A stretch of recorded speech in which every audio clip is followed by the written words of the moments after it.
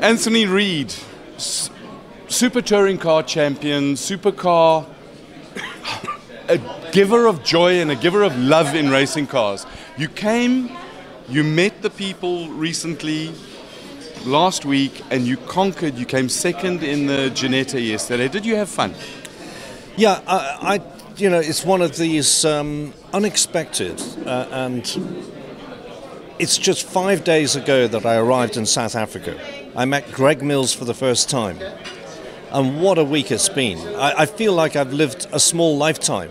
The great experiences staying in Pringle Bay, meeting and working with Team Africa LeMans.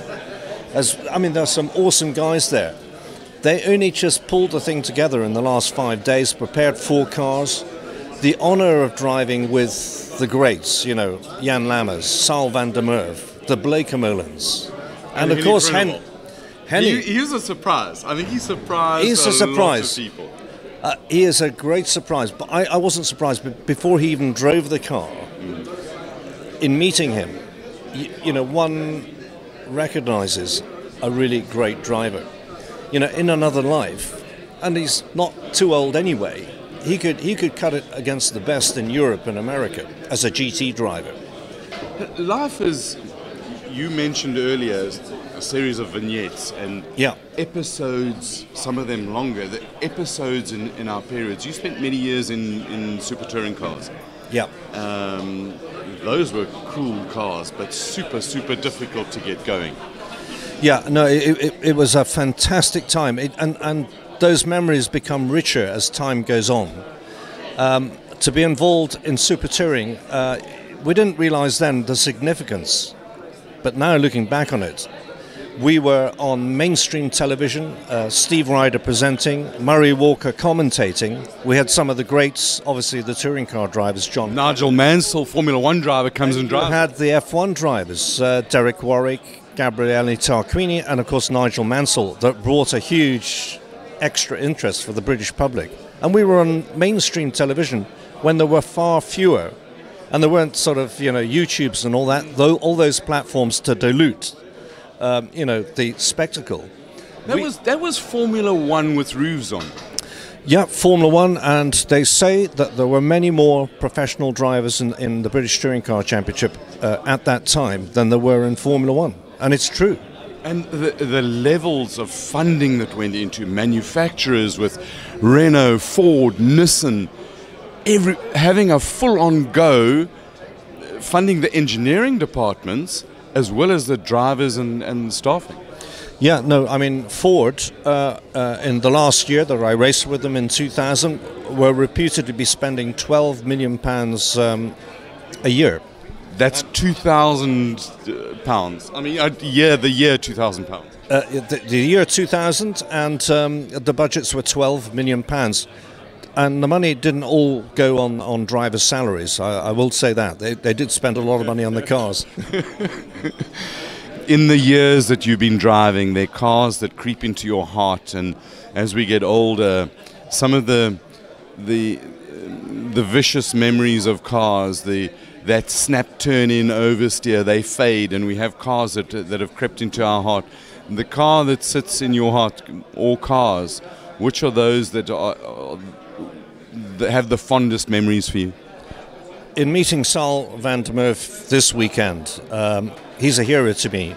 But when I first turned professional and raced in the World Group C Championship, Sal was there. He was a regular feature in the European and World Championships. I think I probably raced against him at Le Mans for the first time in 1990.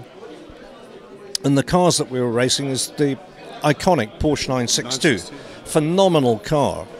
You know, 225 miles an hour on the Mulsanne straights. What a machine. The noise of the flats, the air-cooled flat 6 engine. And relatively crude ground effects. Yes. The ground effects, but they had proper tunnels, so that the downforce at high speeds was, you know, pretty bloody awesome. The G-forces and the rest of the strain on the neck was intense. More recently, the MG LMP 675, which I raced at Le Mans. We knew the car was never going to finish, there hadn't been enough development work, but it was super quick. In 2002, me and my teammates split the factory Audis at 1 o'clock in the morning with this incredible British car. Probably the best racing car I ever drove. And the best touring car I ever drove was the Nissan. That Primera was brilliant. Yeah, the Primera was an awesome car. Even driving it here, we had pole position in 1996. That was in the Sentra that was built by Glenn Hall here, wasn't it? Glenn Hall's an amazing engineer. He was one of the kingpins behind that car winning the championship in British touring cars. He designed the rear suspension and it made it the best handling car I ever drove. Very, very clever man, and Toyota with their Dakar and cross-country program now, very lucky to have him. Yeah, I mean, I went to Goodwood Festival of Speed last year and met Ginille for the first time, Ginille de Villiers, for the first time in 23 years. And of course, he's a lucky man, and deservedly so, because he's a great driver. To be working still now with Glenn is incredible, because they're just off to do the Dakar in Toyota. And Glenn he's an amazing talent spotter and sees something in drive, the complete package of drivers, not just quick on the road, but with the brain. It's a balls and a brain game, this, isn't it? It is. I mean, the really great drivers, they have the ability, the capacity when they're driving quickly to manage the race, to think of the tactics, to assess the risk of passing somebody or not. It's amazing how motor racing teaches us life in managing risk and reward, and we win less races than we lose, and it's about the building to success and celebrating those successes. Yeah, I mean, yesterday in the 9R here at Killarney was the epitome of that. A 9R race is a very long race. You cannot win the race on the first lap, but you can certainly lose it.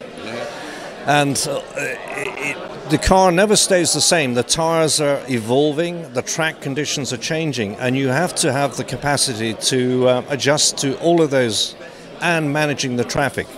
And yes, we started the race with 47 odd cars on it, and a complete diversity of specifications, lap times of cars, and skill of drivers. And I can imagine sitting in the car and the mega stints that you did. It's taxing intellectually on this high-speed chess match that we love so much as motor racing. That is the beauty of the sport. It's like a chess match, but without the time that you've got well, to play definitely with. Without the time. All the different cars, the different speeds, the different drivers. You've got to assess the car you're trying to pass by its body language. You build that sort of through huge experience over many years, and I've been racing for 45 years, but you get an instinct with the body language of the car in front of you, who's in the car, where they're likely to brake, because it's so easy.